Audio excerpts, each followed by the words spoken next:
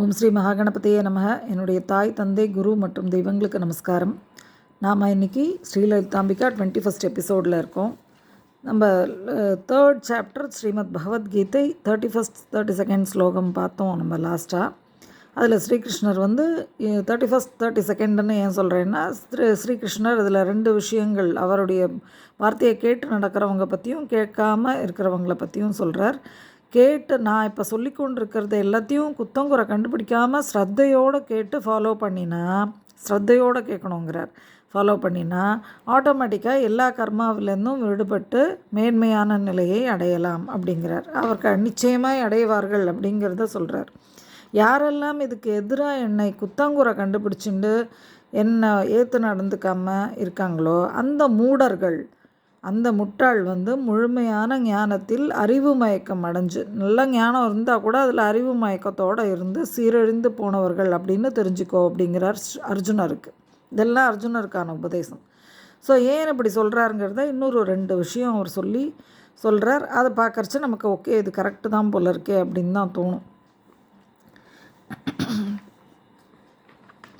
அவர் என்ன சொல்கிறாருன்னா, இந்த உலோகத்தில் எல்லா பிறவிகளுமே ஒரு அதனுடைய நேச்சரோடு தான் பிறக்கிறது. பிறவிகள் அப்படின்னாலே அதுக்கான நேச்சரோடு தான் பிறக்கிறது அப்படிங்கிறார். ஃபார் எக்ஸாம்பிள், இப்போது உலக படைப்புன்னு எடுத்துட்டோன்னா, இப்போது புத்திசாலியாக ஒருத்தன் பிறக்கிறான்னு வச்சுக்கலாம். அவன் புத்திசாலித்தனம் அவனோட நேச்சராக இருக்கும். புத்தி இல்லாதவனாக இருந்தான்னா புத்தி இல்லாதது அவனுடைய நேச்சராக இருக்குது. பறவையாக இருந்தால் பறவையாக இருக்கிறது தான் அதனுடைய நேச்சர் இல்லையா? மிருகமாக இருந்தால் மிருக இயல்போடு பிறக்கிறது. அது மனுஷனாக இருந்தால் மனுஷ இயல்பு. பல விதமான மனுஷங்களும் வேறு வேறு குணங்களோடு இருக்காங்கன்னா அதுதான் அவனுடைய பேசிக் நேச்சர் அப்படின்னு நம்ம சொல்கிறோம். ஸோ புழு பூச்சின்னா அந்த நேச்சரோடு தான் அது இருக்க முடியறது. இல்லாமல் அது மனுஷனை மாதிரி எழுந்து நடக்க முடியுமா? நடக்க முடியாது. ஸோ இந்த மாதிரி அவன் தன் பிறவி எடுக்கிறச்சே அவனுக்கு தன் வசமாக விட்டுடுறான். தன் வசமின்றி அவன் என்ன செஞ்சிடுறான்னா அந்த பிறப்போட இயல்புக்கு ஏற்ற மாதிரி மாறிடுறான். அந்த மாதிரி தான் அவனால் செயல்பட முடியும் அப்படிங்கிறார் அவர். தன் வசமின்றி அந்த பிறப்பின் இயல்புக்கு ஏற்ற மாதிரி தான் செயல்பட முடியும் அப்படின்னு சொல்கிறார். அதனால் இதில் போய் நான் இப்படி தான் இருப்பேன், முடியாது, நான் அப்படி தான் இருப்பேன், நான் இதை தான் செய்வேன் அப்படின்னு அது எப்படி அவனால் செய்ய முடியும்? அந்த பலவந்தமான பிடிவாதம் என்ன செய்யும் அப்படின்னு கேட்குறார். ஸோ நாய் பூனையாக மாற முடியுமா? கோழி பறவையாக மாறி இருக்குது. ஆனால் இப்போ ஒரு பருந்தாக மாற முடியுமா? கோழியால் மேலே பறக்க முடியுமா? முடியாது. இந்த மாதிரி ஒவ்வொரு விஷயமும். ஸோ நாமளே கூட ஒரு பர்டிகுலர் ஏஜில் திரும்பி பார்த்தோம்னா, அடடா இப்படி செஞ்சுருந்தா அதை நான் செஞ்சுருக்கலாம், அதை செஞ்சுருந்தா இப்படி பண்ணியிருந்தா அப்படி பண்ணியிருக்கலாம், இது நடந்திருக்கும், அது நடந்திருக்கும், இவ்வளோ ஹையாக வந்திருக்கலாம், இப்படிலாம் நம்மளே கூட நிறைய விஷயங்களை சொல்கிறோம். சின்ன சின்னதாக எல்லா ஸ்டேஜ்லேயுமே இந்த கோலம் போடுறது, சமைக்கிறது, இல்லை ஒரு டிசைன் வரைகிறது, இல்லை ஆஃபீஸில் வேலை செய்கிறது, இந்த மாதிரி விஷயங்களில் கூட வி ஆர் டெல்லிங் இட். இது அச்சோ நான் இது இப்படி பண்ணியிருக்கலாம், நான் அவர்கிட்ட ஆஃபீஸர்கிட்ட போகிறச்ச அவர் இது பஸ் கேட்குறச்ச மேலே இருக்கிறவர், ஆமாம் நான் இது இப்படி சொல்லியிருந்துருக்கலாம், நான் இது தோணவே இல்லையே அப்படிங்கிறோம். அதாவது அதை மிஸ் பண்ணிடுறோம். ஸோ அதுக்கப்புறம் திருப்பி போய் அதை மாற்ற முடியறதில்ல. அந்த மாதிரி பல விஷயங்கள் ஈவன் லைஃப்பில் இது பண்ணுறோம். ஆனால் நம்ம என்ன சொல்கிறோம்னா, அவர் என்ன படிக்க வைக்கலை, இவர் எனக்கு மிஸ்கைட் பண்ணிட்டார், இப்படி நிறைய பேரை குறை சொல்கிறோம். நம்மளை நாம் சொல்லிக்கிறது இல்லை. இந்த ரியலைசேஷன் தான் இஸ் ரிக்வயர்ட் நவ். ஸோ அதுதான் இப்போது அந்த இதை தான் அவர் இங்கே சொல்கிறார். ஸோ இதுக்கு அவரே என்ன ரீசன், அப்போ இப்படி தான் பிறப்பாங்கன்னா அப்புறம் ஏன் இருக்கணும், அப்புறம் ஏன் ஒன்றுமே மாற்றம் இல்லாமல் இப்படியே இருக்கிறதுக்கு எதுக்கு இந்த பிறவிகள்லாம் அப்படிங்கும்போது அவரே அதை சொல்கிறார். ஒரு பிறவி படைப்பு இருக்கும்போது இந்த மனிதனை அதுவும் பர்டிகுலராக பிறக்கிறதும்போது அவனுக்கு எல்லா பிறவிகளுக்குமே புலன் இருக்குது. பார்க்குறது, கேட்குறது, தொடு உணர்ச்சி, ஸ்மெல்லு, டேஸ்ட்டு எல்லாமே இருக்குது. அப்போது இவன் அப்போ என்னாகும், ஒவ்வொரு இதுலேயும் விருப்பு வெறுப்பும் சேர்ந்து வந்துடும் அப்படிங்கிறார்.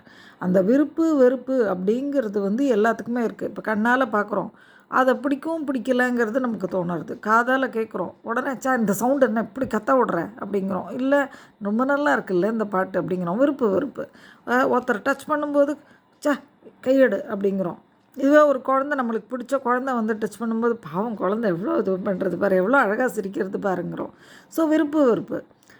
பாவக்காய் சாப்பிட்றச்ச கசக்கிறதுங்கிறோம். இதுவே வேறு ஏதாவது ஒன்று சாப்பிடும்போது நல்லா இருக்குது டேஸ்ட்டுங்கிறோம். ஸ்மெல் அதே மாதிரி தான், நல்ல வாசனைங்கிறோம். ஸோ எல்லாத்துலேயுமே பாருங்கள், ஒவ்வொன்றுத்துலேயும் தனித்தனியாக விருப்பு வெறுப்பு வச்சுருக்கார் பகவான். ஸோ அதில் பலவிதமான விருப்பு வெறுப்புகள் இருக்குது. ஒவ்வொன்றுத்துக்கும் பலவிதமான விருப்பு வெறுப்புகள், பலவிதமான விஷயங்கள் இந்த லோகத்தில் இருக்குது. ஸோ இதில் ஆட்படாமல் வெளியில் வரணுங்கிறார். இதுதான் நம்மளுடைய வேலையே. First point. செகண்ட் இன்னொன்று விஷயம் என்ன சொல்லித்தராருன்னா, நீங்கள் தர்மத்தை ஃபாலோ பண்ணணும் அப்படிங்கிறார். நல்ல தர்மங்கள் அவங்க ஃபாலோ பண்ணுறாங்களே அப்படின்னு சொல்கிறது, இல்லை அவன் தான் ஃபாலோ பண்ணுறான் அது என்ன காப்பாற்றிடும் அப்படின்னு சொல்கிறதோ, இல்லை அவன் என்ன நல்ல தர்மத்தை ஃபாலோ பண்ணுறான்னு சொல்கிறது, அவனை முதல்ல கீழே இறக்கி தள்ளு, என்ன மாதிரியே அவனையும் மட்டமாக இருக்க சொல்லுன்னு சொல்கிறது, இது எல்லாமே தவறுன்னு சொல்கிறார். நீங்கள் உங்களுடைய தர்மத்தை ஃபாலோ பண்ணணும். அப்போ தர்மம் எது அப்படின்னு கேட்டால், தர்மம் எது எல்லாருக்கும் நன்மையை பயக்குமோ, எது நல்லது செய்யுமோ அதெல்லாம் தர்மம். எது மற்றவங்களுக்கு கெடுதல் பண்ணுமோ அது அதர்மம். இப்போ எனக்கு பிடிக்கும், நான் அதனால் இப்படி தான் இருப்பேன் அப்படின்னு சொல்லும்போது ஒருத்தரை நம்ம ஹர்ட் பண்ணுறோம். நிஜத்தில் தப்புன்னு நமக்கு தெரிஞ்சு தான் அதை பண்ணுறோம், அந்த வார்த்தையை பேசுகிறோம். ஆனால் அவருக்கு அது ஹர்ட் ஆகும்போது நம்ம சந்தோஷப்படுறோம்னா அது அதர்மம். நேச்சுரலி நமக்கு தெரிஞ்சு தானே ஹர்ட் பண்ணினோம், அது தப்புன்னு தெரிஞ்சு தானே பண்ணினோம். இப்போ அதுவே அது ஒரு நல்லது பண்ணினோம், அவருக்கும் நல்ல சந்தோஷத்தை கொடுத்தது, நமக்கும் சந்தோஷத்தை கொடுத்தது, அது தர்மம் நேச்சுரலி. அவ்வளோதான். ஸோ இந்த மாதிரி அதை ஃபாலோ பண்ணணும் அப்படிங்கிற இது விஷயத்தை அவர் சொல்கிறார். அப்போ இந்த பிறவியில் நம்ம இந்த புலன்களை, அந்த விருப்பு வெறுப்பு, அந்த புலன்களை அடக்கிறது, கண்ட்ரோல் பண்ணுறதுன்னா என்ன, அந்த விருப்பு வெறுப்பில் மாட்டிக்காமல் தப்பிச்சு வெளியில் வருது. அதுவும் இந்த தர்மமும் ஃபாலோ பண்ணினா போருமே அப்படிங்கிற மாதிரி இருக்கும்போது அப்போ ஜெயிச்சிடலாமே நம்ம லைஃப்பில். எதுவும் பாவமே பண்ண மாட்டோமே, இது பண்ணிடுறது ரொம்ப ஈஸி, ஓரளவுக்கு ஈஸியாக தானே தெரியறது அப்படிங்கிறபோது அர்ஜுனருக்கு ஒரு சந்தேகம். அப்போது இதுதான் அப்படின்னா எல்லாருமே அதை பண்ணியிருப்பாளே ஸ்ரீகிருஷ்ணா, அந்த மனுஷன் விரும்பாட்டியும் பலவந்தமாக தூண்டி விட்டவனை மாதிரி ஏன் பாவத்தை செய்யணும், அது எதனால் அவன் அந்த பாவத்தை செய்கிறான் அப்படின்னு கேட்குறார். நம்மளுக்கும் இந்த சந்தேகம் வரதானே வருது. ஸோ அப்போது அதுக்கு ஸ்ரீகிருஷ்ணர் ரொம்ப அழகான பதில் சொல்கிறார். பகவான் சொல்கிறார், இந்த ரஜோகுணம் இருக்கே, ஆக்டிவ் மோடில் இருக்கிறது, நம்ம ரொம்ப இதுவாக நல்லா கடான்னு ஓடுவோம், போய் அதை போய் எடுத்துன்னு ஓடி போய் எடுத்துன்னு வந்துடுவோம். இந்த செடியில் ஏறி அந்த மாம்பழத்தை பறிச்சுன்னு இறங்கிடுவோம் கடகடான்னு. அந்த மாதிரி அந்த ஒரு ஆக்டிவாக இருக்குமே, அந்த மாதிரி ஒரு மோடில் இருக்கிறது. அந்த மாதிரி இருக்கும்போது இவனுக்கு ஒரு காமமும் வருது. இப்போ இன்னொருத்தர் போய் அதே மாதிரி வேகமாக பறிச்சின்னு வந்தா பழத்தன்னா, அவனை பரவாயில்லையே நீ சூப்பராக பண்ணுறியன்னா நமக்கு பொறாமல் வருமே, அவன் போய் பண்ணிட்டானே, அப்போ அவனை விட நம்ம கிரேட் இல்லையா, நம்மளுக்கு ஈக்குவலாக அவன் வந்துட்டானே, ஏதோ ஒரு ரீசன். அப்போன்னா என்ன அர்த்தம், நமக்கு என்ன ஆசை வருதுன்னு அர்த்தம், காமம். அங்கே தான் காமம், கோபம் வருது நம்மளுக்கு. அவனை போடா அப்படின்னு அவனை ஒரு மாதிரி பேச ஆரம்பிக்கிறோம். இல்லை ஏதோ ஒன்று இந்த மாதிரி ஒரு சின்னதாக ஏதோ ஒன்று பண்ணுறோன்னு வச்சுக்கலாம். அப்போ அது எதனால் அந்த கோபம் வருது, காமம். நம்ம தான் ஜெயிச்சோன்னு இருக்கணும், அவனுக்கும் வரக்கூடாது பேருங்கிற தாட்டு வருது. ஸோ இல்லைனாக்கா நம்ம போய் ஒரு 2 பழம் தான் நம்மளால் பறிக்க முடிஞ்சதுன்னு வச்சுக்கலாம். கொஞ்சம் கீழே வரைக்கும் போயிட்டோம், நம்மளை விட இன்னொருத்தன் இன்னும் கொஞ்சம் மேலே ஏறி இன்னொரு 10 பழத்தை பறித்து போட்டான்னா அப்போ நம்ம அவன் மேலே பொறாமப்படுறோம். அது பொறாமை. அப்பையும் என்ன அர்த்தம், நம்ம எடுத்து அந்த 2 பழத்தோடு நிற்கணும்னு எதிர்பார்க்குறோன்னு தானே அர்த்தம். ஒன்று நம்மளால் போய் அந்த 10 பழத்தை எடுக்க முடியணும், இல்லைன்னா 2 பழத்தோடு நின்று இருக்கணும், இவன் போய் இன்னும் 10 பழம் எடுத்துட்டானேங்கிற கோபம் வருது. அப்போ என்ன அர்த்தம், காமம். நமக்கு திருப்தி வரல, நம்ம 2 பழத்தை பறித்தோமேங்கிற திருப்தி நமக்கு வரல, அடுத்த தூரம் இன்னும் ட்ரை பண்ணி அதையும் பண்ணிடலான்ற எண்ணமும் வரல. என்ன பண்ணினோம், இந்த நமக்கு மேலே ஏறினவனை பார்த்து பொறாமப்பட்டோம். ஸோ அப்படின்னா என்ன அர்த்தம், எல்லாரையும் விட நம்ம தான் கிரேட்டாக இருக்கணுங்கிற எண்ணம், காமம் இருக்குது அப்படின்னு தானே அர்த்தம். ஸோ இந்த மாதிரி ஒரு காமம், அந்த ஆசை, அந்த ஆசையை தான் அவர் சொல்கிறார். அவர் என்ன சொல்கிறாருன்னா, ரஜோகுணம்லேருந்து உண்டார ஒரு காமம் தான் கோபம். கோபம்ங்கிறது அந்த ரஜோகுணத்துலேருந்து உண்டார காமம். அந்த காமமில் வர கோபம் தான் ரொம்ப மோசமானது. இதுக்கு போதுங்கிற எண்ணமே வராதான் இவனுக்கு. இந்த மாதிரி காமத்தினால ஒரு கோபம் வருதே, அவனுக்கு போதுங்கிற எண்ணம் இல்லாதவன். இந்த ரஜோகுணம் இதனால் வரக்கூடிய காமத்தால் கோபம் கொள்பவன், இவன் பெரிய பாவியாக இருப்பான். இருக்கிறதுலே இவன் தான் பெரிய பாவி. இந்த குணமும் எண்ணமும் பெரும் தீனிக்காரன் அப்படின்னு சொல்கிறார். போதுங்கிற முடிவே இதுக்கு வராது. ஏன்னா இந்த காமம் அவனை பிடிச்சுன்றது, ஆசை. அவனை தான் இருக்கணுங்கிற அந்த ஆசை அவனை பிடிச்சுன்றது. அதனால அவன் என்ன பண்ணுவான், மற்றவங்கள பார்த்து உனக்கு ஆசை உனக்கு இது ஜாஸ்தி, நீ கிரேட்டாக வரணும்னு உனக்கு எண்ணம் அப்படிலாம் சொல்லிடுவா நிறைய பேர் பார்த்திங்கன்னா. ஏன்னா இவங்களுக்கு உள்ளே இருக்கிறது தான் வெளியில் வரும். ஸோ இதுதான் பெரிய பகைவன் அப்படிங்கிறார். இந்த காமம் இருக்கே, ஆசை, தான் கிரேட்டாக இருக்கணும், இல்லைன்னா மற்றவன் எனக்கு மேலே போனால் கீழே தள்ளிடணுங்கிறது, அது வந்து பெரிய பகைவன் அப்படிங்கிறார். ஒருத்தருக்கு வந்து அந்த இது வந்து இருக்கக்கூடாது. ஸோ இது எப்படி இந்த காமம் இருக்குங்கிறத எப்படி கண்டுபிடிக்கிறது, என்னால் கண்டுபிடிக்க முடியுமா அப்படின்னு கேட்டால், அவர் என்ன சொல்கிறாருன்னா, ஒரு குழந்தை வந்து எப்படி கருவாக இருக்கும்போது கர்ப்பப்பையும் அதுக்குள்ளே இருக்கிற அந்த தசை மூட்டம் இதெல்லாம் இருக்குது இல்லையா, அதே மாதிரி கர்ப்பப்பைக்கு மேலேயும் நம்ம உடம்புல இருக்கிற தசை மூட்டம், அந்த மாதிரி இது எல்லாம் சேர்ந்து அந்த குழந்தைய எப்படி மறைச்சி வச்சுருக்கோ, அந்த மாதிரி இந்த காமம் வந்து ஞானத்தை மறைச்சிடுமா, புத்தியை, நம்ம அறிவை வந்து மறைச்சிடும்.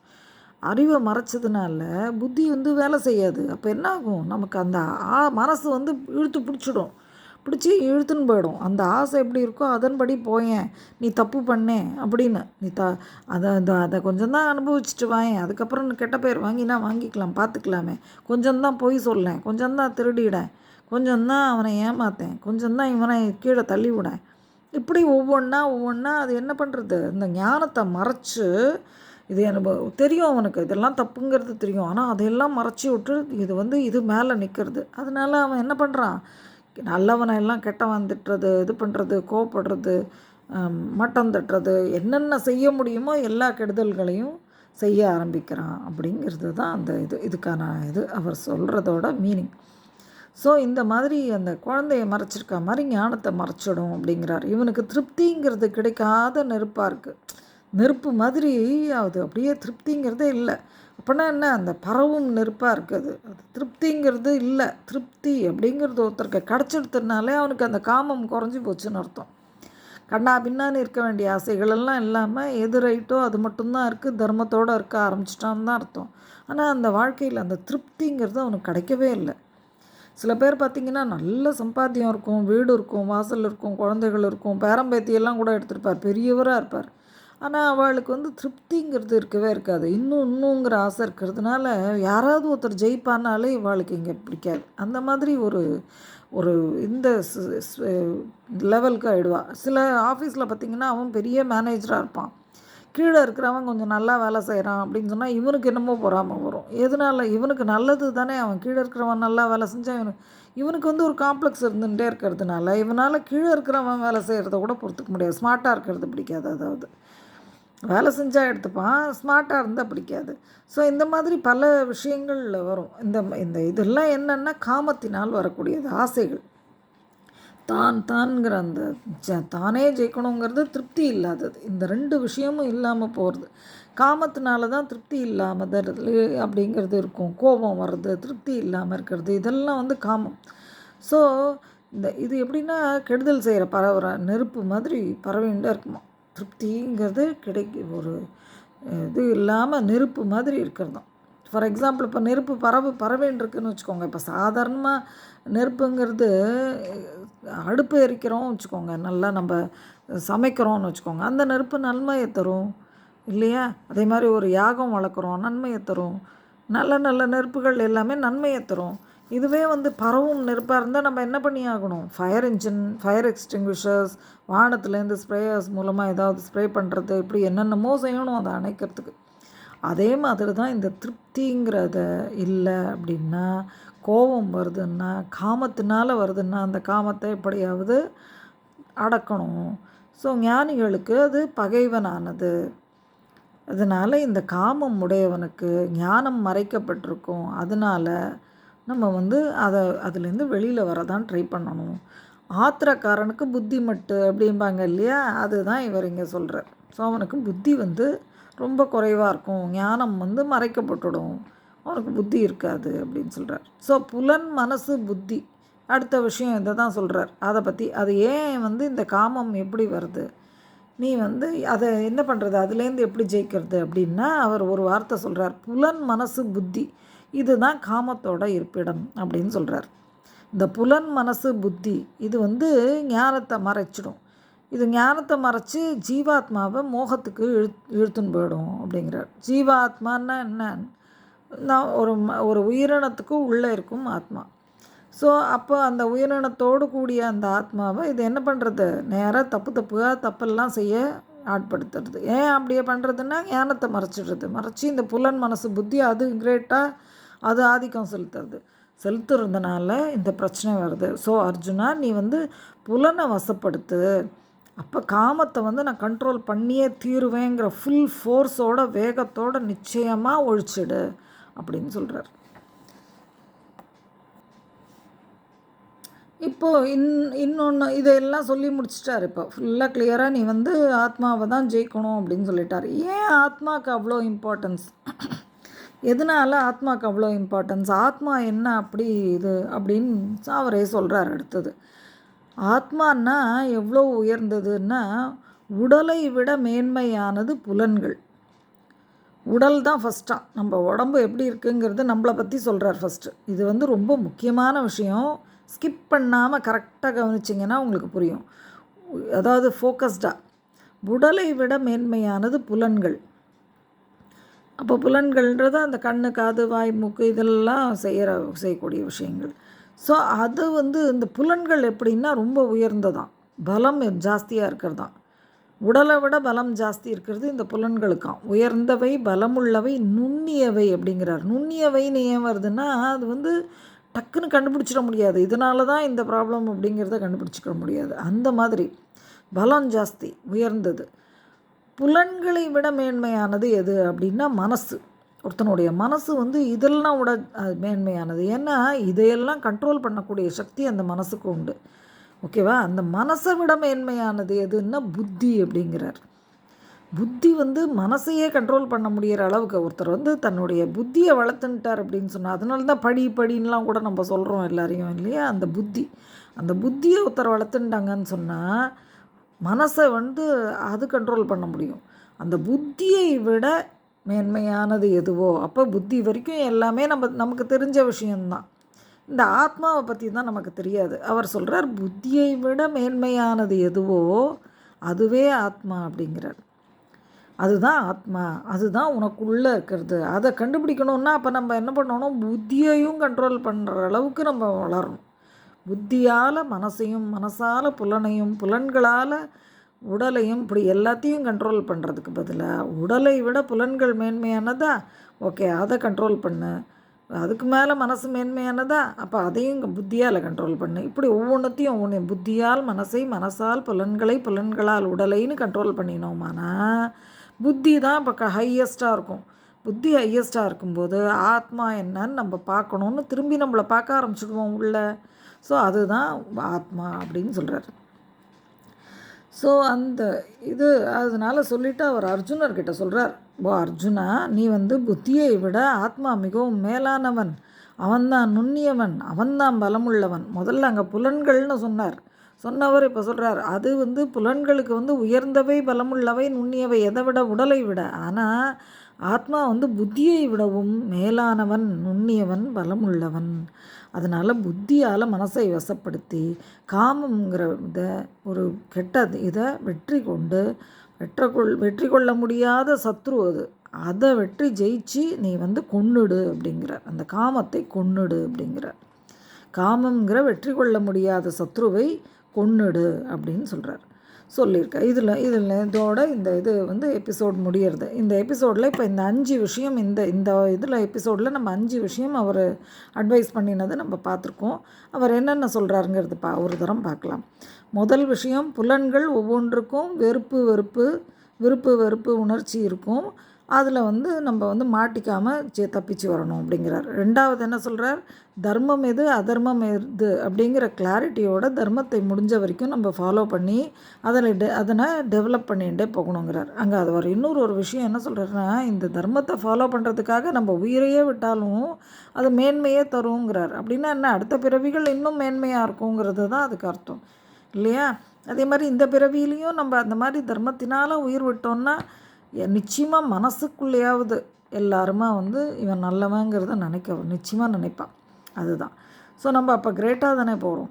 அடுத்தது 3வது விஷயம் என்ன சொல்கிறார், திருப்தி அப்படிங்கிறது ரொம்ப முக்கியம். ரஜோகுணத்தில் காமத்தால் வரும் கோபத்தை நம்ம அடக்கிடணும் அப்படிங்கிறார். 4வது விஷயம் என்ன சொல்கிறார், புலன், மனசு, புத்தி இதுதான் காமத்தின் இருப்பிடம். அதனால் இதெல்லாம் நம்ம அனலைஸ் பண்ணி புத்தியால் மனசை அடக்கி காமத்தை ஜெயிக்கணும். ஜெயிச்சு ஆத்மாவை நம்ம வெற்றி கொண்டு ஆத்மா கிட்ட போய் சரணடையணும் அப்படிங்கிறது தான் இதோடைய ஆக்சுவல் இது. ஸோ அதனால் நம்ம காமத்தை கொல்லணும்னு சொல்கிறார். 5வது என்ன சொல்கிறார்? ஸ்ரீகிருஷ்ணர் இது முதல்லையே அவர் சொன்ன விஷயம். அவர் ஸ்ரீகிருஷ்ணர் எந்த அட்வைஸ் என்னென்னலாம் சொன்னாரோ அதை குத்தங்குறை சொல்லாமல் நம்ம ஸ்ரத்தையோடு கேட்டு நடந்தால் நமக்கு மேன்மைகள் தானாகவே கிடச்சிடும், வாழ்க்கை சிறக்கும் அப்படின்னு சொல்கிறார். ஓம் தத்சத் பிரம்ம வித்யா யோகசாஸ்திரம் உபனிஷத் அப்படின்னு பல விதமாக புகழப்படுற ஸ்ரீமத் பகவத்கீதையின் 3வது அத்தியாயம் 3rd சாப்டர் இதோட முடிஞ்சது. ஒரு சின்ன நாரத கதையோடு நம்ம இதை எபிசோடை முடிச்சிக்கலாம். நாரதர் இந்த விஷயங்களுக்காக ஒரு சின்ன கதை சொல்லுவார். நாரதரோட கதை அது என்னென்னா, ஒரு எண்ணெய் வியாபாரி ஒருத்தன் இருந்தானா. அந்த எண்ணெய் வியாபாரி என்ன பண்ணுவானோ, டெய்லி எண்ணெய் நல்லா எடுத்து செக்கில் ஆட்டி எடுத்துன்ட்டு மலை மேலே நிறைய வீடுகள் இருந்திருக்கு. அங்கெல்லாம் கொண்டு போய் எல்லாத்தையும் அந்த ஊரில் ஃபுல்லாக விற்றுட்டு வருவானான். ஒரு நாள் போல் வந்தால் அந்த பணத்தை எடுத்துன்னு போய் தன்னுடைய குடும்பத்தை காப்பாற்றுவான். இவன் போகும்போது என்ன பண்ணுவானா, வழியில் நாராயணா நாராயணா நாராயணான்னு சொல்லிகிட்டே போவானான். போய் ஒவ்வொரு இடமா விற்றுட்டு எண்ணெய் வியாபாரி வந்திருக்கேன்பா, அவங்க வாங்கினா விற்றுட்டு திருப்பியும் நாராயணா நாராயணான்னு சொல்லின்னு போவான். அடுத்த வீட்டில் போய் அதே மாதிரி விற்பான். அந்த காலத்துலலாம் தூரமாக தானே வீடு இருக்கும். ஸோ இவன் அங்கங்கே போய் அந்த மாதிரி விற்றுட்டு வந்துட்டுருக்கான். அப்போது ஒரு நாள் என்னாச்சு, அவன் நல்லா சந்தோஷமாக வாழ்க்கையை நடத்திட்டு இருந்திருக்கான். ஒரு நாள் இந்த நாரதர் அந்த வழியாக அப்படி அவரை விஷுவலாக அப்படி சுற்றின்னு இருப்பார் அங்கங்கே.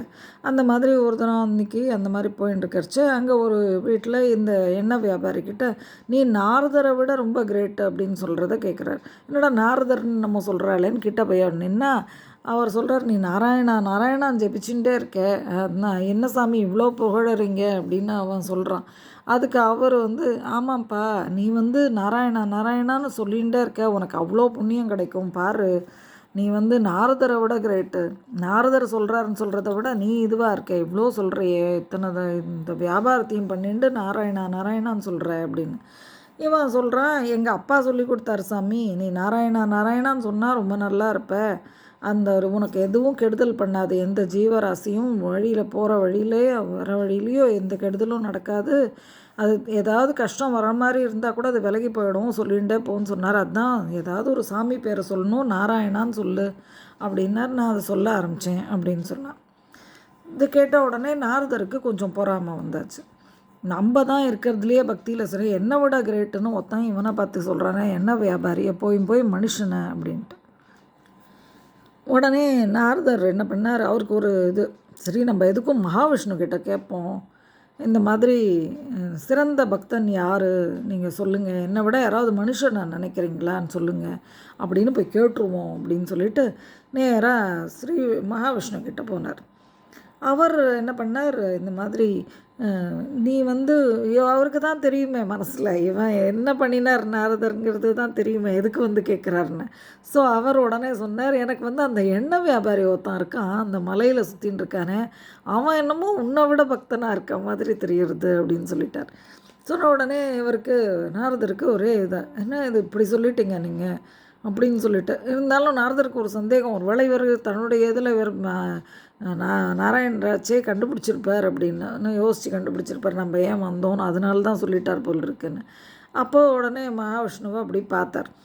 அவர் என்ன பண்ணார், பதில் சொன்னார், இல்லைப்பா நீ ஒன்று பண்ணு, நீ கிரேட்டுன்னே இருக்கட்டும், நீ ஒரே ஒரு நாள் அந்த எண்ணெய் வியாபாரியை மயக்கம் போட வச்சுட்டு அவனோட இடத்துல நீ போய் அந்த எண்ணெயை விற்றுட்டு வா, ஒரே ஒரு நாள் பண்ணு, அவனை மாதிரியே நாராயணான்னு சொல்லிகிட்டே போ, உன்னுடைய பவர்ஸ் எல்லாம் நீ யூஸ் பண்ணக்கூடாது அப்படின்னு சொன்னார்.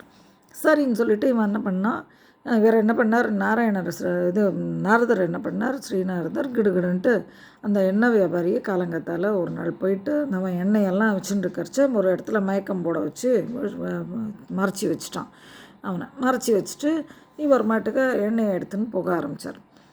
என்னன்னு சொல்லிகிட்டே போனார். சொன்னார், நாராயணா நாராயணா நாராயணான்னார்.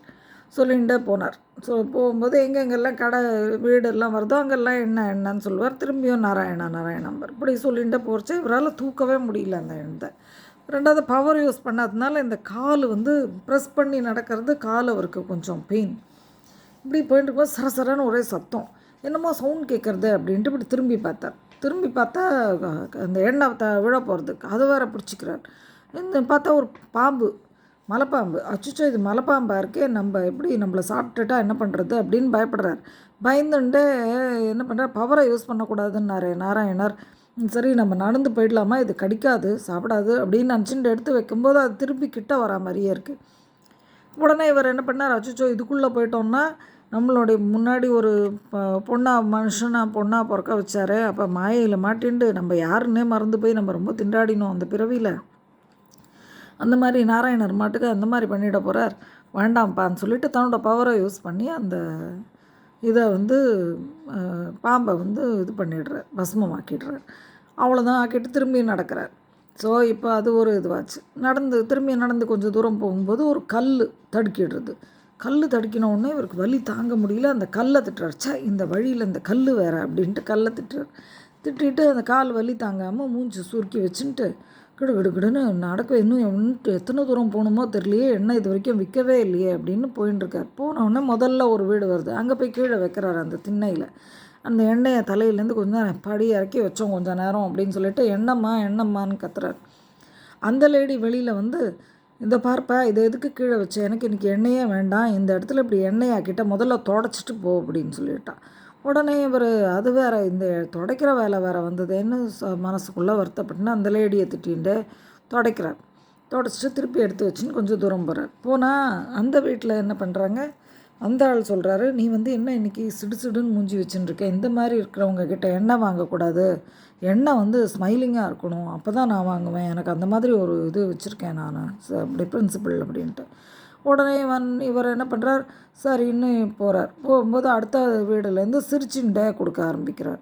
வலி காலில் இருந்தாலும் சிரிக்கணும் வேறங்கிறது இவருக்கு இன்னும் வேதனையாக இருக்குது. இருந்தாலும் சிரிச்சுண்டே போய் எல்லார் வீட்லேயும் கொடுக்க ஆரம்பிக்கிறார். அப்போ 2வது வீடு 3வது வீடுன்னு எண்ணெய் வைக்கும்போது இவருக்கு அந்த ஸ்மைல் பண்ணுறது, எல்லாரும் பதிலுக்கு சிரித்து பேசுகிறது இவருக்கு பிடிக்கிறது. சரின்னு சொல்லிட்டு சிரிச்சுட்டே போகிறார். அப்புறம் எல்லாம் முடிச்சாச்சு, எண்ணெய் ஃபுல்லாக விற்று முடிச்சாச்சு.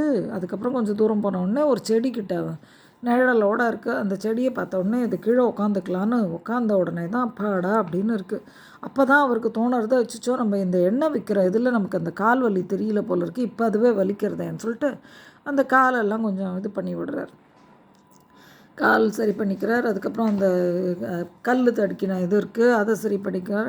எல்லாம் பண்ணும்போது தான் அவருக்கு ஞாபகமாக வருது, ஆஹா நம்ம நாரதராச்சே அப்படின்ட்டு. நம்ம இந்த மாதிரி எண்ணெய் வியாபாரியாகவே கிட்டத்தட்ட மாறின நிலமையில் நம்மளை மறந்து உட்காந்துட்டுருக்கோமே, இப்படி இருக்கே நம்ம நிலமை அப்படின்ட்டு. அதுக்கப்புறம் கிடுகிடன்னு போய் எங்கே அந்த எண்ணெய் வியாபாரியை மறைச்சி வச்சுருந்தாரோ அங்கே போய் அவனை எழுப்பி விட்டு அந்த காசு எண்ணெய் எல்லாத்தையும் அவனுக்கு தெரியாமல் அவன் பக்கத்தில் வச்சுட்டு அவர் கிளம்பி வந்துடுறார். இப்போ என்ன இதில் தெரிஞ்சது, இப்போ இத்தனை நேரம் என்ன பார்த்தீங்க இந்த கதையில், அவர் வந்து அந்த நாராயணாங்கிற மந்திரத்தை சொல்கிறதையே நிறுத்திட்டார். எங்கே நிறுத்தினார், அந்த பாம்பை பார்க்கறச்சி செகண்டு. இப்போ இன்னொரு விஷயம் மெயினாக என்ன பண்ணார், நாராயண மந்திரம் சொல்லலை, இதுவே எண்ணெய் வியாபாரி சொன்னான். அடுத்தது அவருக்கு அந்த கண்ணால் அந்த பாம்பை பார்த்த உடனே விருப்பு வெறுப்பு வருது, காதால் சவுண்டு கேட்டார், சரசரான கேட்டு தான் அப்படி திரும்பி பார்த்தார். ஸோ இந்த மாதிரி இந்த ஃபியர் அவருக்கு உடனே என்னாச்சு, ஒரு ஃபியருங்கிற பயங்கிற ஒரு இது வந்தது. உடனே அவரோட பவரை யூஸ் பண்ணி அதை பஸ்மமாக்கிட்டார். அப்புறம் விஷ்ணுவை என்ன பண்ணார், கர்ஸ் பண்ணுறாரு. என்ன சொன்னார், ஐயோ இதுக்குள்ளே நான் ஒரு வேளை இது என்னை சாப்பிட்டு முழுங்கி வச்சதுன்னா ஒரு வேளை நாராயணர் வந்து என்னை திருப்பியும் அந்த மனுஷ பிறவியில் போட்டாலும் போட்டுருவார் அப்படின்னு அவரை நாராயணா சொல்கிறத விட்டு இப்படி போச்சு. ஸோ இப்போ இன்னொன்று என்ன, கொலை பண்ணிட்டார் அந்த சர்ப்பத்தை தேவையில்லாமல். அது சாப்பிட்ருக்காதோ அது போயிருக்குமோ, இவராகவே பயந்துண்டு பண்ணினார். அப்போ மனசு என்னாச்சு கெட்டுப்போச்சு, புத்தி என்னாச்சு கெட்டுப்போச்சு. இப்போ அந்த ஸ்டோன் கல்லுக்கு ஹர்ட் பண்ண உடனே அவர் என்ன பண்ணார், அந்த அந்த தொடு உணர்ச்சி அது ஒரு இரிட்டேட் பண்ணின உடனே ஒரு வெறுப்பு கோபம் வருது. அந்த கல்லை போய் திட்டுறார். கல்லுக்கு உயிர் இல்லை, அதுவே கல்லாக கிடக்கு, அது என்றைக்கு உயிர், அதுக்கு என்னன்னைக்கு அது உள்ளே இருக்கிற சாமானுக்கெல்லாம் ஒன்றுத்துக்கும் ஜீவன் வந்து அது என்றைக்கு முக்தி அடையுமோ யாருக்கும் தெரியாது. அண்டு இந்த ஸ்மைல் அப்படிங்கிறத பற்றி அப்புறம்தான் புரிஞ்சுக்கிறார். எல்லார் வீட்லேயும் சிரிக்கும்போது அந்த ஹாப்பினஸை டேஸ்ட் பண்ணுறார். ஸோ இந்த மாதிரி பல விஷயமான அப்போ இந்த புலன்களுக்கெல்லாம் விருப்பு வெறுப்பு இருக்குது. இப்போ இதெல்லாம் கண்ட்ரோல் பண்ணுறது தான் நம்ம வேலை அப்படிங்கிறத அவர் வந்து இந்த கதை மூலமாக நம்ம தெரிஞ்சுக்கிறோம். இதை தான் அந்த இது ஃபைனலி அவர் வந்து என்ன பண்ணுறார், அந்த கடவுளோட நாமா அதையும் மறந்தார் இல்லையா? இந்த மாதிரி எல்லாம் நடந்ததில்ல. ஸோ கடைசியில் நான் இவர்கிட்ட போய் மகாவிஷ்ணுக்கிட்ட போய் நேச்சுரலி என்ன பண்ணியிருப்பார், ஆமாம் அந்த எண்ணெய் பக்தன் ரொம்ப கிரேட்டு தான் அப்படின்னு சொல்லி ஒத்துன்ட்டார். அப்போ மகாவிஷ்ணு சொன்னார், அவன் கிரேட்டு தான், நீயும் கிரேட்டு தான், யார் இல்லைன்னு சொன்னா, நீயும் எனக்காக தானே பாடுபடுற. இருந்தாலும் ஒவ்வொருத்தரும் அவ நிலமையில் அவ வேறு வேறு விதமாக என்னோட நாமாக்களை சொல்கிறச்ச I am very happy about that. அது நீ புரிஞ்சுக்கணுங்கிறதுக்கு தான் இந்த லீலையே பண்ணினேன் அப்படின்னு சொல்லி முடிச்சிடுறார். ஸோ இந்த மாதிரி கதைகள்லாம் எதுக்காக சொல்கிறான்னா, நம்ம வந்து அந்த ஒவ்வொன்றுத்தையும் புரிஞ்சிக்கிறதுக்கு தான், எப்படி என்ன விஷயம், எது எது நல்லது, எது கெடுதல் என்ன அப்படிங்கிறதெல்லாம். ஸோ நாமளும் இந்த மாதிரி கதைகள் மூலம் என்னென்ன ஆக்சுவலாக என்ன நன்மைகள் சொல்லித்தரா அப்படிங்கிறத பார்த்து, அதாவது நிறைய இப்போல்லாம் வந்து ஆஃப் லேட்டு நிறைய ஆர்கியூமெண்ட்ஸ் தான் ஜாஸ்தி ஆகிறது. அந்த மாதிரி இல்லாமல் பாசிட்டிவ்ஸ் என்னென்னு பார்க்க ஆரம்பித்தோன்னா it will do a lot of good for us in our life. So நம்ம அதெல்லாம் பண்ண ஆரம்பிப்போம். அண்டு 3rd சாப்டர் வரைக்கும் ரொம்ப நல்லா போச்சு இந்த கதை. இதெல்லாம் அதை ஃபாலோ பண்ணி நம்மளும் நிறையா விஷயங்கள் முடிஞ்ச வரைக்கும் ஃபாலோ பண்ணி நம்மளும் நல்லா இருக்க ஆரம்பிப்போம். நம்ம வாழ்க்கைக்கு நிறைய இதில் யூஸ்ஃபுல்லான விஷயங்கள் நிறைய தெரியறது நமக்கு. அதெல்லாம் பண்ணலாம். அடுத்த வாரம் 4வது அத்தியாயம் ஞான கர்ம சந்நியாச யோகம். அதுவும் இதே மாதிரி தான், ரொம்ப நல்லாயிருக்கும். சந்நியாசம்னா சன்னியாசி ஆகிறதுங்கிறது கிடையாது. இவர் கீதையிலேயே பல விஷயங்கள் வந்து நம்ம ஆக்சுவலாக வேதமில் போய் அவங்க வேறு மாதிரி ஒரு அர்த்தம் சொல்லுவாங்க, ஸ்லோகங்களில் வேறு மாதிரி அர்த்தம் இருக்கும், இதில் இவர் வேறு மாதிரி இருக்கும். ஸோ எல்லாத்தையும் ஒன்றா மர்ச் பண்ணிக்கக்கூடாது. இங்கே இந்த அர்த்தம் பார்த்தோன்னா இன்னொரு இடத்துல இன்னொரு அர்த்தமாக இருக்கும் அதுக்கெல்லாம். ஓகே, ஸோ நம்ம இதோட இந்த எபிசோடை முடிச்சுக்கலாம். சர்வம் ஸ்ரீ கிருஷ்ணார்ப்பணமஸ்து, ஸ்ரீ லலிதார்ப்பணமஸ்து. ஓம் ஸ்ரீ பாரத மாதாவுக்கு நமஸ்காரம். நன்றி. காலையில் கட்டாயமாக எல்லாருமா வைகுண்ட ஏகாதசி, ஸ்ரீ வைகுண்ட ஏகாதசி கோவிலுக்கு போயிட்டு வருவோம். நன்றி.